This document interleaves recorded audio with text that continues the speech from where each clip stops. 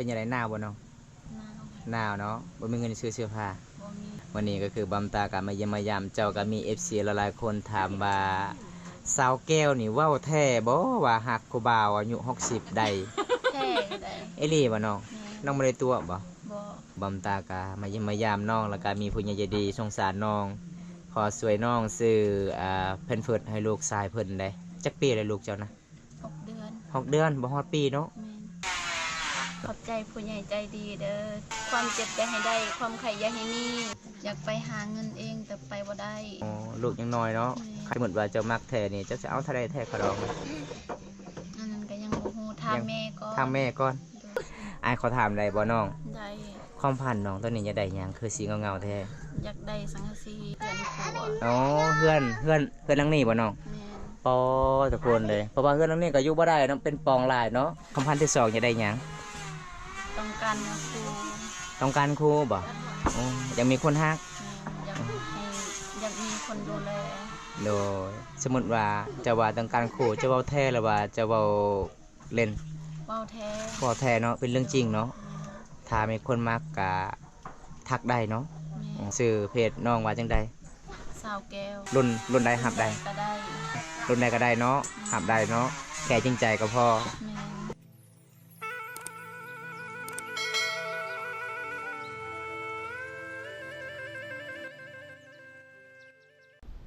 เอาถ้าสบายดีทุกคนสบายดีบรรยากาศยามตอนเช้าทุกคนเลยมื้อนี้บอมตากะจัดให้ตามคำขอผู้ใหญ่ใจดีจากประเทศไทยทุกคนให้บอมตากะไปสะพานบุญให้ช่วยสาวแก้วไม่ห้างลูกนึงทุกคนเลยช่วยพ่อให้น้องสาวเพิ่นซื้อแผ่นเฟิร์สให้ลูกสาวมีผู้ใหญ่ใจดีติดต่อทางบอมตาให้บอมตาไปสะพานบุญให้มอบเงินให้น้องประมาณ400 บาททุกคนบอมตากะดีใจน้ำน้องหลายเพราะว่าน้องกะเป็นคนสู้ชีวิตพี่น้องเลี้ยงลูกคนเดียวตั้งแต่น้อยหลังจากที่เอากันแล้วพัวก็คือไปเฮ็ดงานกับบริติดต่อกันได้เงินได้คำกับบริส่งทุกคนก็เลยน้องก็คือกลับคืนคืนอีพ่ออีแม่แต่ตอนนี้ก็คือน้องต้องการมีคนหักมีคนดูแลใจทุกคนบำตาเดินทางผู้เดียวเลยพี่น้องช่วงนี้ก็เดินทางเรื่อยๆพี่น้องไปผู้เดียวตลอดพี่น้องเพราะว่าบำตากะไปกับทีมงานมันก็สิยากแน่ทุกคนเวลาถ่ายคลิปสับสนกับเวลาการบอกทุกคนก็เลยบำตากะมักไปคนเดียวช่วงนี้ทุกคนเลยบำตาจังไดก็สู้ๆ PFC แล้วก็ทุกๆกำลังใจมื้อนี้ก็ขอบคุณอีกทีนึงพี่น้องเฮาในประเทศและต่างประเทศที่รับชมคลิปบำตาก็ฝากเป็นกำลังใจบำตามาโดยตลอดแล้วก็พอได้รับชมคลิปนี้แล้วก็อย่าลืมฝากกดไลค์กดแชร์กดติดตามฝากเป็นกำลังใจบำตาในเด้อพี่น้องบำตาก็สิเดินทางเรื่อยๆได้รับชมว่าจะเป็นฤดูแล้งฤดูฝนบำตาก็อัปเดตให้ FC รับชมแบบใดในวิถีชีวิตแบบยูทูบเบอร์แบบคนนึงบ้านนอกคนนึงเป็นยูทูบเบอร์ทุกคนเลยแต่บอมตาก็บ่แม่นนักข่าวพี่น้องมีคนนึงคอมเมนต์ช่องบอมตาว่าเป็นนักข่าวแต่ว่าภาษาลาวบ่เก่งแต่แม่นทุกคนบอมตาก็บ่แม่นนักข่าวบอมตาก็คือถ่ายคลิปทั่วๆไปบอมตาเป็นคนบ้านนอกเป็นคนเผ่าบรูพี่น้องคันว่าภาษามังกรก็ FC ก็สิบ่ค่อยรู้จักบอมตาก็เลยว่าภาษาลาวก็เว้าบ่ถูกบ่คำทุกคนก็ขอโทษขออภัยน้ำลายเด้อพี่น้องบอมตาก็เว้าภาษาไทยภาษาลาวก็บ่ค่อยเก่งจะได้ก็ไปรับชมกันเลยพี่น้องไปนี่เดินทางผู้เดียวทุกคนอุปกรณ์ก็มีแต่คันจองแล้วก็รถโอ้รถมันสิพังเลยทุกคนเลยนี่รถเก่าแต่ผมตาใส่เสื้อใหม่อันนี้รถเก่าเบิ่งพี่น้องมันเก่าไปแล้วมันสิพังเลยทุกคนรถกระบอกแห้งเดินทางเรื่อยๆทุกคนพระเจ้ากำลังสีปล่อยงัวในเกษตรบ้านเฮาวันนี้บอมตากะเดินทางหมู่บ้านตะเทไปหาสาวแก้วไปสะพานบุญให้ผู้ใหญ่ใจดีจากประเทศไทยทุกคนอากาศสวยน้องซื้อนมให้ลูกสายเพื่อนทุกคน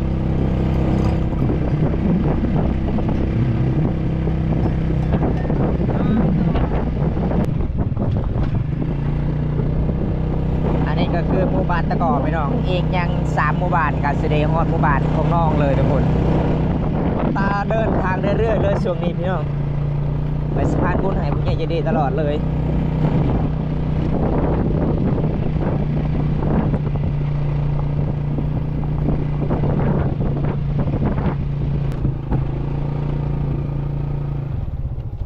ยังเอหมู่บ้านนี่ก็สิได้ฮอดหมู่บ้านน้องเลยเด้อทุกคน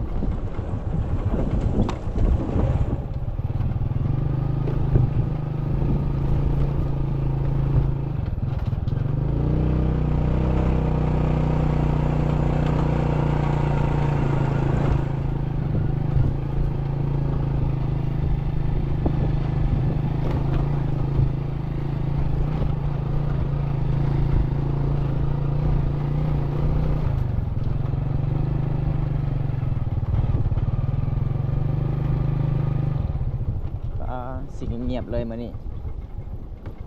บ่ได้เห็นฮอดสาบานอยู่เฮือนอยู่ศาลพี่น้อง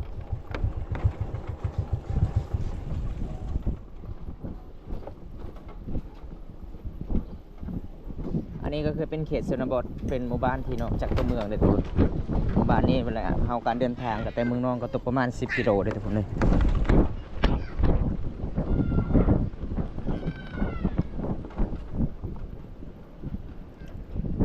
ไปเมื่อนี้ใครแต่เดมมันแห้งแล้วทุกคนก็เบาตาไปเยี่ยมพยายามน้องสาวแก้วโอ้โหลำบากเลยพี่น้อง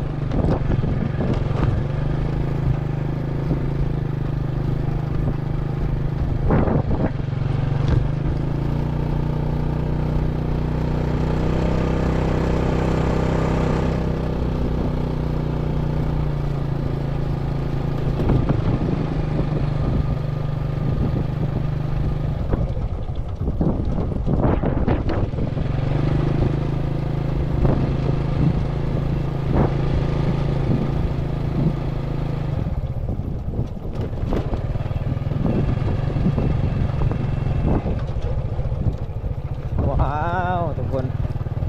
เขตนี้จะเป็นน้ำอังหลายเลยถ้าไปในนาพ่นก็คือแบบนี้เราทุกคนลำบากเมื่อคืนในนาแรงพี่น้องไปสะดวกสบาย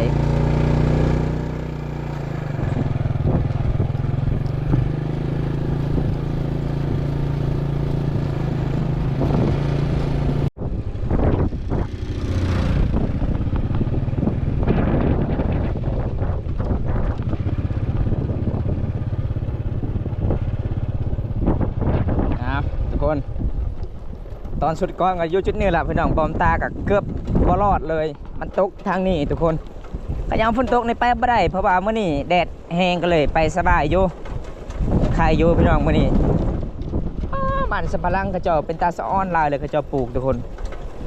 อันนี้ก็สิฮอดหมู่บ้านน้องแล้วอีกอย่าง500 ลักก็สิได้ถึงหมู่บ้านเซาแก้วเลยทุกคนอันนี้เป็นน้ำของสาวหมู่บ้านกระเจ้าอาบดำรงชีวิตยามตอนสาวย้อนแรงก็ต้องไปอาบน้ำจุดนี้สะพานทางนี้ก็ไปว่าได้เลยทุกคนเพราะว่ามันมีน้ำดินเจือนตลอดเลยไปเด้อป่ะฮะ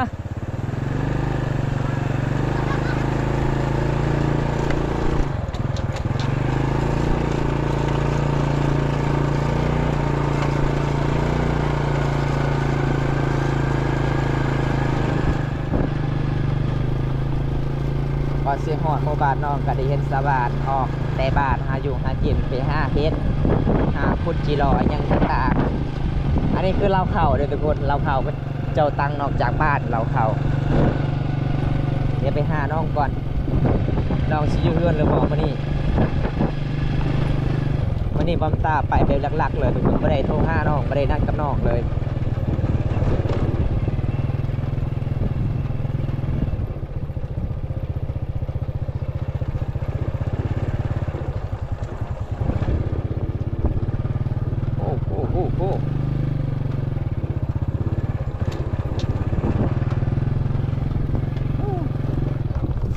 เข้าเพื่อนน้อง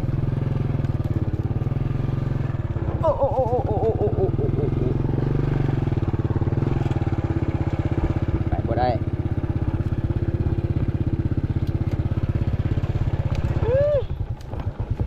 มีรถตรงจุงเอาเลย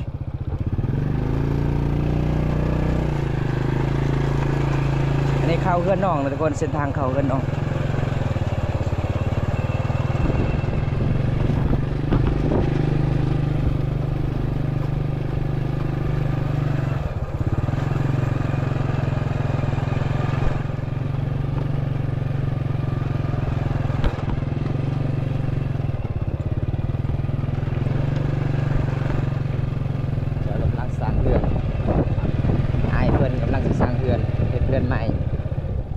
ชนบทนี่ถ้าผู้ใดเอาเมียก็ต้องลองจักเหือนเลยทุกคนเอาทุกคนวันนี้ก็คือบอมตากะมาฮอดในเหือนในศาลของน้องแล้วทุกคนระยะการเดินทางมากะสีสบายๆเนี่ยเมื่อนี้เพราะว่าพ้นเสาตกแต่เมื่อนี้ทุกคนเลยแล้วก็มื้ออื่นบอมตาก็ยังบ่ฮู้จักฝนตกหรือบ่พี่น้องแต่ระยะ การเดินทางมื้อนี้ก็สะดวกสบายอยู่บ่คือบำตาไปสุดก่อนก็การเดินทางมันก็สิลำบากถนนมันก็สิลื่นหลายมีโคลนมีขี้ตมหลายเลยทุกคนบำตาก็สิพยายามน้องเพราะว่าเงิน3บ้าน2น้องก็บ่มีหยังหลายทุกคนบำตาเห็นแล้วก็สงสารน้องหลายเด้อเอาจังได๋ก็ไปรับชมกันเลยพี่น้องนี่ไปเยี่ยมพยายามน้องสาวเพิ่นก่อนเพื่อนน้องนี่ส่วนหลายอีพ่อเพิ่นนี่เป็นคนขยันใส่หม้อแล้วก็อ้ายเพิ่นทุกคน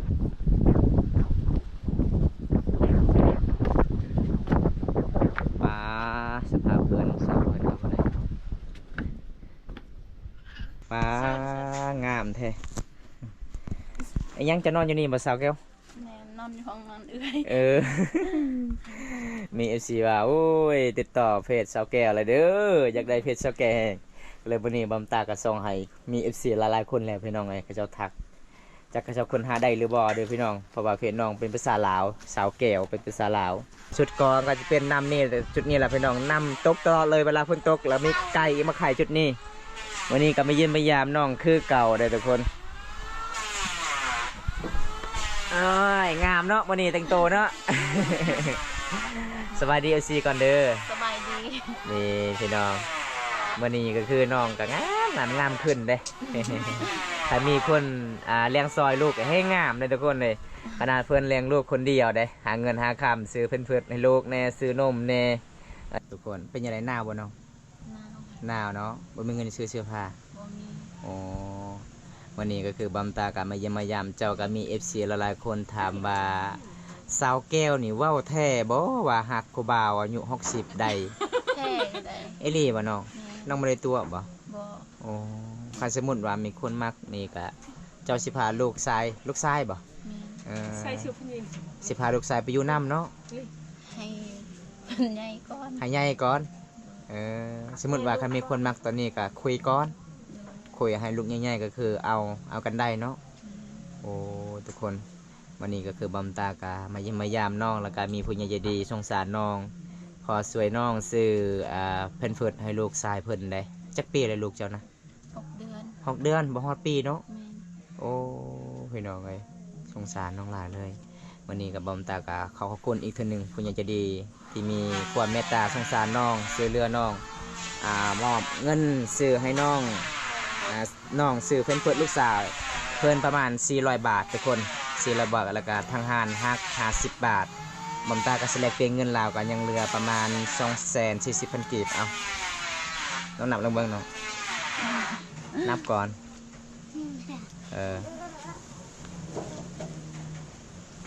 เป็นยังไงครบบ่ครบเนาะขอขอบใจผู้ใหญ่ใจดีนะเด้อ ขอบใจผู้ใหญ่ใจดีเด้อที่ ยัง โอนเงินให้น้อง แล้วก็ บ่ต้องเขินเว้าเลย ขอให้อ้ายอยู่ดีมีแห้ง อยู่ดีมีแห้ง ขอให้ลำขอให้ลำให้ด้วย ความเจ็บอย่าให้ได้ความไข่อย่าให้มี นี่ทุกคนเลย น้องก็ดีใจจนบอกบ่ออก เจ้าอยากให้เดี๋ยวเศร้าแก้วไว้ย ไปเห็นเจ้านี่ได้เงินแล้วอยากให้แห้งทุกคนเลยมามื้อนี้น้องก็สิหนาวๆแน่เพราะว่าน้องบ่มีเสื้อผ้าทุกคน ตอนน้องไปเฮ็ดงานอยู่สวรรค์ก็ได้หลายเนาะเงินเนาะ บ่ บ่ได้บ่เสื้อผ้าได้บ่ สุภาได้อยู่ พอใช้ได้อยู่เนาะแต่เงินนี่บ่ได้เนาะโอ้ทุกคนเลยเอาบ่ได้ใจดีกับซอยน้องเลยเด็กน้อยทุกคนน้องจนอยากให้ดีใจพี่เนาะ มี FC หลายๆคนเลยอยากติดต่อเจ้าได้เขาบอกโอ้สงสารน้องสาวแก้วลาย คือว่าเป็นผู้หญิงเลี้ยงลูกคนเดียวทุกคนอีพ่อไปใส่ก็คือจะเว้าเนาะอีพ่อแล้วตัวน้องทุกคนตอนน้องเป็นผู้สาวก็บอกว่าฮักแท้บัดน้องเอากันแล้วก็เว้าอีกว่าคอยบ่มักเจ้าสุดท้ายแล้วก็บอกน้องว่าตอนน้องตั้งท้องทุกคนแล้วก็ให้อยู่เฮือนเนาะเพิ่นมาไปเฮ็ดงานสุดท้ายบ่ติดต่อเลยไปเลยทุกคนอันนี้ก็เป็นเรื่องจริงเลยพี่น้องว่าแม่นเว้าสร้างคอนเทนต์ทุกคนหลายๆคนบ่เข้าใจว่าบอมตาสร้างคอนเทนต์บ่แม่นพี่น้องถ้าบ่เชื่อก็ถามน้องตรงๆโลดพี่น้องว่าน้องมักบ่าวด้วยอายุใดแท้พี่น้องก็คือน้องก็อยากมีคนดูแลพอให้ลูกชายเพิ่นมีพ่อคือกันเด้เนาะ มีแต่แม่ผู้เดียวไปใส่ก็เอิ้นแต่ไอ้แม่ขอเงินน่ะมีแม่ใหญ่จังหน่อยเด้ตอนนี้ใครยังน้อยๆเว้าอีหยังก็บ่ได้ ต้องการอยากกินนม ที่นี่นะ แม่นอยากได้เพิ่น โอ้ทุกคน อยากไปหาเงินเองแต่ไปบ่ได้ อ๋อลูกยังน้อยเนาะคันสิปะลูกกะบ่มีไผซื้อนมซื้อบรรพตให้ลูกเด้อืมทุกคนสงสาร เขา เลย กินก็บ่มี เขากินก็หมดแล้วอืมอยู่เรือนกะลายเนาะแสดงว่าอายเจ้ากะสิเฮ็ดเรือนกะสิเฮ็ดแบบแล้วเฮ็ดเรือนแล้วก็ล่องปะอีกบ่ แม่น เรือนต่างหากเนาะแบบคนอยู่นำกันกับคนหลายเด้อยู่เฮือนเฮาเด้ โอ้เพื่อนหลายคนหลายก็คือเขากินบะกลุ่มทุกคนเพราะว่าอายของเพื่อนก็สิแยกเพื่อนตั้งห้างเอกในครอบครัวของน้องรวมทั้งหมดก็16 คนเขากินกับบ่มีเพื่อนสิอยู่กับบ่มีแต่คนกินคนเฮ็ดบ่มีเนาะ แม่น เด็กน้อยหลายเด้ เอาไว้เลยน้องเงินนะเดียวก็คือบอมตาเอาคืนได้จังน้อย เขาเฮ็ดหยังอยู่พุ่นนะคือเขาจะเปิดเสียงตู เขาเปิดตลอดเลยเพื่อน เปิดตลอดเลยเขากินเบียร์ป่ะ บ่ นาชกน้องเบิร์นกันเปิด เอ ดู อ ที่ไหลทางตะเป็น คอยละคิดว่าเจะนอนอยู่พุ่นว่าจะนอนอยู่นี่อีกได้คอยละคิดว่าผู้สาวมันแต่บ้านใดเนาะเห็นว่าแต่งตัวงามแท้พี่น้อง สมมุติแท้ก็คือมี FC ถามคอยเด้สาวแก้วสมมุติว่าเจ้ามักแท้นี่เจ้าจะเอาเท่าใดแท้ขอร้อง อันนั้นก็ยังบ่ฮู้ถามแม่ก่อน ทางแม่ก่อน บางคนก็เว้าว่าผู้สาวลูกสาวเว้าเองเลยขะดองนะอีเมลเว้าบ่ได้เด้ คันไอ้แม่เว้าไล่สมมุติว่าลูกสาวจะได้น้อยก็ยานลูกสาวบ่ได้ผัวอีกเด้ แสดงว่าเจ้าคันมีคนมักก็ให้อีเมลเว้าเนาะโอ้สุดก่อนจะเว้าเองว่าตอนจะเอาผัวนะก็ได้จะเว้าตอนนั้น ตาย 20 ล้านได้อยู่บ่20 ล้านนะ บ่ได้ บ่ได้ เอาน้องก็เลยหลาบเลยเด้อทุกคนเลยบอกกล้าเว้าแล้วเรื่องขะดองให้แม่เว้าอีกตอนนั้นน้องเว้าเองก็คือน้องมักแหงผู้บ่าวทุกคนจุดถ่ายบ่ได้เงินจะเก็บเนาะโอ้สงสารน้องหลายเลยพี่น้องทุกคนมื้อนี้ก็คือบอมตาก็หลังจากไปเยี่ยมไปยามน้องไปสะพานบุญให้ผู้ใหญ่ใจดีจากประเทศไทยบอมตาก็สิได้กลับบ้านแล้วพี่น้องบอมตาก็เห็นน้องอยู่กับสิเงาๆเลยทุกคนก็สิถามข่าวๆเรื่องราวน้องก่อนอ้ายขอถามได้บ่น้อง ได้ ความพันน้องตัวนี้จะได้หยังคือสีเงาๆแท้ อยากได้สังกะสีอยาก อยากได้ เฮ็ดเพื่อนครัว อ๋อเพื่อนหลังนี้บ่น้อง แม่น ปอทุกคนเลยเพราะว่าเพื่อนหลังนี้ก็อยู่บ่ได้เนาะเป็นปองหลายเนาะป้าเอื้อยไผ่เจ้า2 คนก็บ่เวลาบ่เป็นเลยบ่มีแต่นั่งพังซื่อๆเนาะเขาเบาเนาะ แล้วความพันน้องความพันที่2จะได้หยัง ต้องการครู ต้องการครูบ่อ๋อยังมีคนฮัก อยากมีคนดูแล โดยสมมุติว่าจะว่าต้องการครูจะเว้าแท้หรือว่าจะเว้าเล่น เว้าแท้ พอแท้เนาะเป็นเรื่องจริงเนาะถ้ามีคนมักกะทักได้เนาะ แม่ สื่อเพจน้องว่าจังใด สาวแก้ว สาวแก้วภาษาลาวหรือภาษาไทย ภาษาลาว ภาษาลาวเนาะพอได้สนใจก็ทักมาได้อายุรุ่นใดหับใด ก็ได้ รุ่นใดรุ่นใดก็ได้เนาะหับได้เนาะแค่จริงใจก็พอ แม่ โอ้ทุกคนเลยก็คือตอนนี้น้องกะสิมาเปิดใจเลยทุกคนเลยอยากมีคนดูแลซอยลูกสายเพื่อนต้องการพ่อได้พี่น้อง พ่อให้มีคนซื้อแฟนเฟิร์สซื้อนมให้ลูกโทรศัพท์ไผดังนะชับเจ้าบ่เอามีหมู่เจ้าโทรมาฮับแล้วไหมน้องบ่แมนผู้ใดบ่ฮู้บ่แมนผู้บ่าวเจ้าบ่บ่มีผู้บ่าวอ๋อไปเห็นหูผู้หญิงโทรมาเมื่อกี้นี่นะ เอาจะได้อายขอกลับกันเด้อสาวแก้วเด้อวันนี้ก็ขอขอบใจหลายที่พาอายได้รับชมน้องก็เล่าเรื่องราวน้องโสดทุกคนโสด100%เนาะอยากมีคนฮักอยากมีคนดูแลตอนนั้นน้องมาว่า60 ปีฮับได้ยังคือเก่าบ่ แม่ ยังฮับได้คือเก่าเนาะความพันที่หนึ่งก็คือน้องจะได้สังกะสีอยู่เฮือนน้องประมาณจักแผ่นน้องสังกะสี จัก ฮอดเนาะ30 แผ่นเนาะ30 แผ่นทุกคนเลยแสดงว่าคำพ้นตกนักก็อยู่บ่ได้เอาเอ่ยไผเพื่อนก็สิช่วยเข้าอีกได้คนมันหลายคือเป็นนี่ล่ะพี่น้องเอ้ยเฮือนสารบ้านซ่องเฮาพี่น้องคนมันหลายกินในเดียวมันก็เบิดข้าวก็บ่มีในเฮือนของน้องทุกคนแล้วรวมทั้งหมดในครอบครัวของน้องก็16 กว่าคนทุกคนข้าวหน้าบ่หรือว่าข้าวให้นี่นะโดยเนี่ย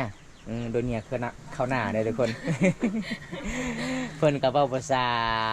มังกรอันนี้คือผู้สาวทางบ้านบาวบงตาเด้อทุกคนแต่มาเอาผัวทางนี้ เขตสมดบ้านเฮานี่เวลาเอาผัวนี่ต้องไปสู่ผู้บ่าวเด้ ต้องมาอยู่บ้านผู้ชายขะดองเพิ่นนี่เพิ่นว่า40 ล้านนี่ทุกคนแม่นบ่ จากล้านเอ่ยขะดองเจ้าน่ะ กระขยะต้องด่า ประเตียเขาไล่เงินแบบโบราณทุกคนเลยเงินห่างตะกี้เด้อพี่น้องบอมตากะสิบอกบ่ได้คือกันล่ะพี่น้องสิแปลบ่ได้วันนี้กับบอมตากะไปเยี่ยมไปยามน้องสาวแก้วกับมีหยังหลายบอมตาเสด็จกลับบ้านเพราะว่าช่วงนี้ก็ยังฝนตกแน่บ่ได้รับชมคลิปนี้แล้วก็อย่าลืมฝากกดไลค์กดแชร์กดติดตามฝากเป็นกำลังใจบอมตาเฮ็ดคลิปตอนต่อไปเด้อทุกคนพอได้อยากทักหาน้องก็ทักหาได้เนาะเอาบ๊ายบายเด้อน้องบ๊ายบาย